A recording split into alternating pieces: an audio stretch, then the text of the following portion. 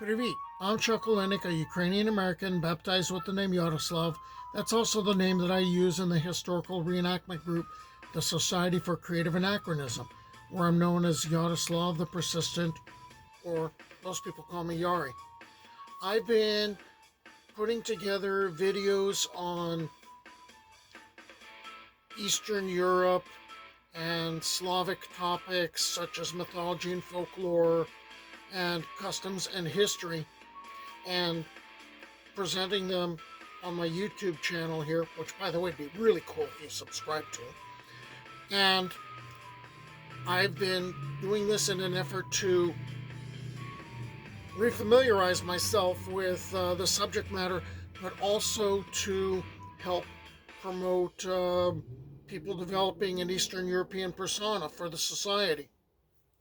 So here's our latest topic, which I wanted to publish on the 1st, but to quote one of my favorite movies, would have been really cooler if you did.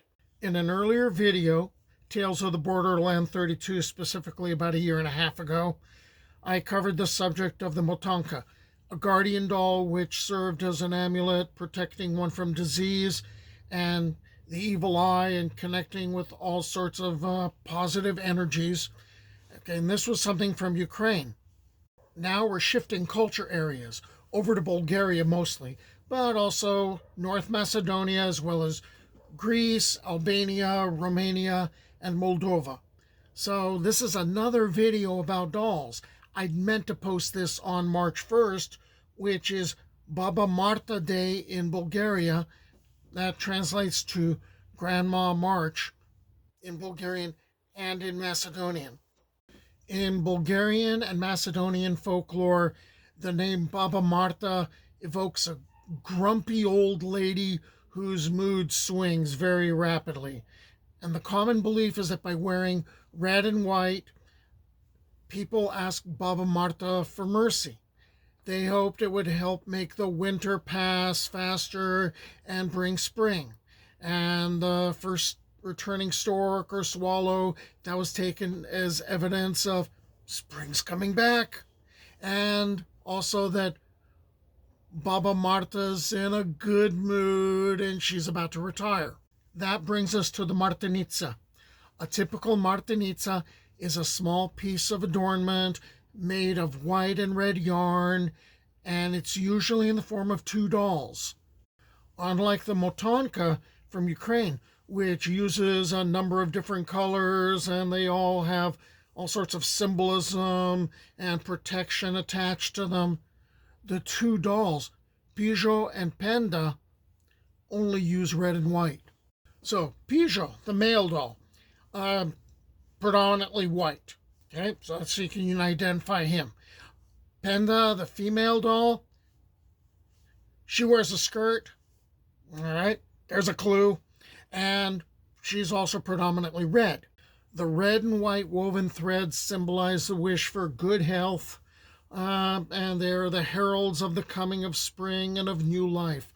While white symbolizes purity, red's a symbol of life and passion, and so some ethnologists have proposed that, as far as the origins, the custom might have reminded people of the constant cycle of life and death, the balance of good and evil, and the sorrow and happiness of human life. The Martenitsa is also a stylized symbol of Mother Nature, the white symbolizing the purity of the melting white snow and the red setting of the sun, which becomes more and more intense as spring progresses. These two natural resources are the source of life.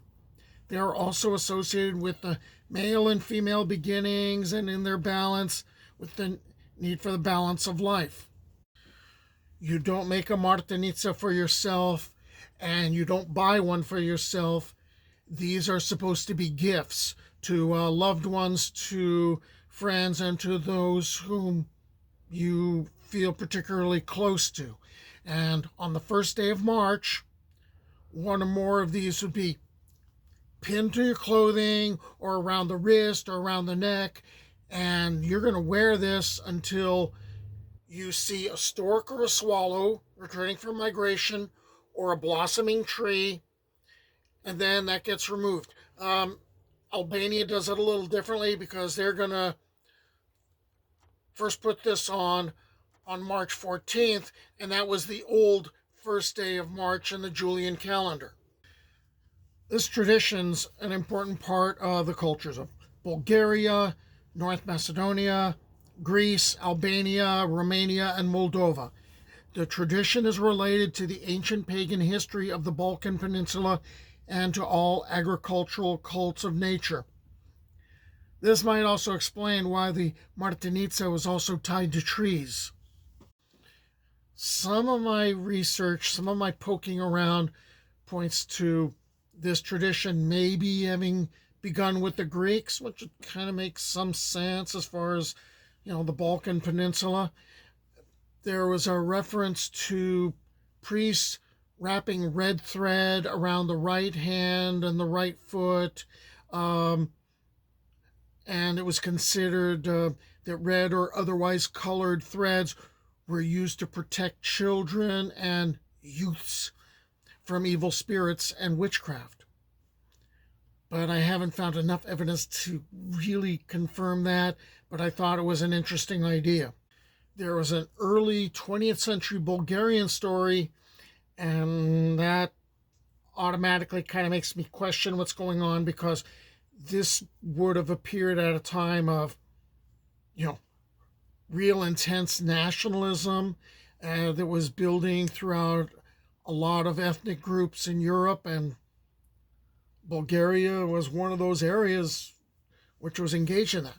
But here's this story that relates to the first Martenitsi being created, and that's connected to the 7th century Battle of Ongol between the Bulgar Khan Asparuh and the Byzantines, which resulted in a decisive Bulgar victory.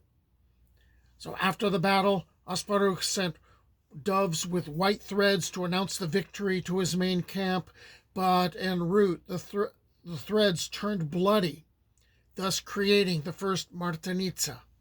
Okay, so now we're getting to the part about, you've been wearing the Martenitsa through March. How and when do you take it off? What rituals are associated with it? Because for some, you may be removing it at the end of March, well, actually April 1st. Or remember, you're supposed to have seen a stork or a swallow and go, yay, okay, I can take this off. And then there's what you're supposed to do with it after you take it off.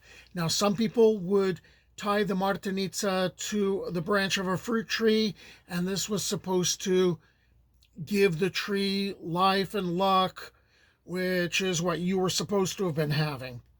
Others, they were going to put it under a stone, and that's supposed to, depending upon what creature shows up there, to investigate the Martenitsa, that's supposed to kind of predict your coming year. So if you get like a larva of some kind or a worm, the coming year is supposed to be healthy and full of success.